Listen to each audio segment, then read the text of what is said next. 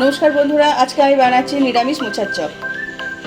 খুব সহজে আপনারা এটা বাড়িতে বানাতে পারবেন, তবে ভিডিওটা আপনারা শেষ পর্যন্ত দেখতে থাকুন। মোচার চপ বানানোর জন্য এখানে আমি একটা গোটা মোচা নিয়েছি। মোচাটা ছাড়িয়ে নুন হলুদ দিয়ে সেদ্ধ করে নিয়েছি। এখানে আমি দুটো সেদ্ধ আলু নিয়েছি। কড়াইতে আমি সর্ষের তেল দিয়েছি, তেল গরম হয়ে গেছে। এবার 5 ফোড়ন দিয়ে দেবো। এর মধ্যে আদা গ্রেট করে দিলাম, হলুদ গুঁড়ো, জিরে গুঁড়ো, ধনে গুঁড়ো আমি দিয়ে দিয়েছি। এবার এর মধ্যে 1 চামচ মতো লঙ্কা গুঁড়ো দিয়ে দিলাম, পরিমাণ মতো নুন দিয়ে দিচ্ছি। একসঙ্গে কষিয়ে দিচ্ছি মশলাটা। এর মধ্যে মশলা দিয়ে দিলাম, আলু সেদ্ধটা দিয়ে দিলাম,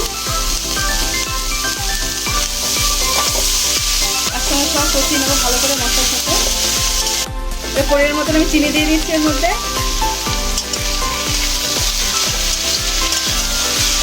আমি ভাজা মশলা দিলাম, 1 চামচ মতো গরম মশলা দিলাম, একসঙ্গে সব মিশিয়ে নেব। দিলাম এর মধ্যে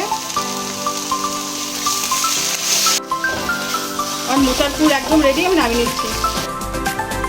এক এক করে আমি মোচার চপ তৈরি করে নেব।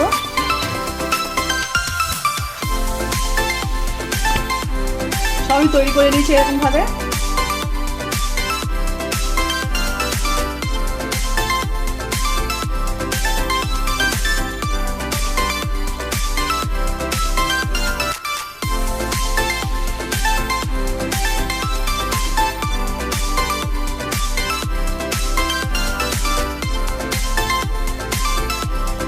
সব মোচার চপ তৈরি হয়ে গেছে। আমি 2 চামচ কর্নফ্লাওয়ার দিচ্ছি, 2 চামচ ময়দা দিয়ে দিলাম, পরিমাণ মতো নুন দিয়ে দিলাম। এবার এটা একটু জল দিয়ে হালকা ব্যাটার একটু বানিয়ে নেব।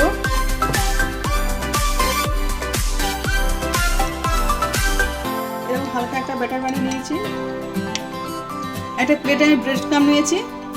একটা মোচার চপ আমি কোট করে নেব। প্রথমে ব্যাটারে দিলাম,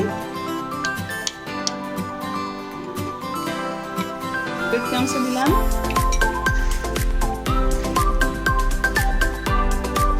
আমি এটা ডবল কোট করব। আপনারা চাইলে সিঙ্গেল কোটও করতে পারেন।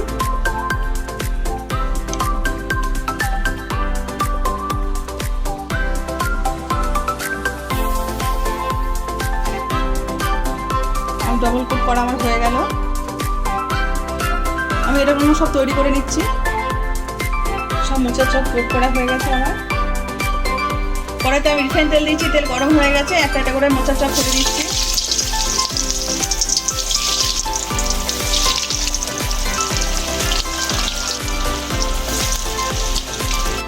এবার আমি পাল্টে নেব।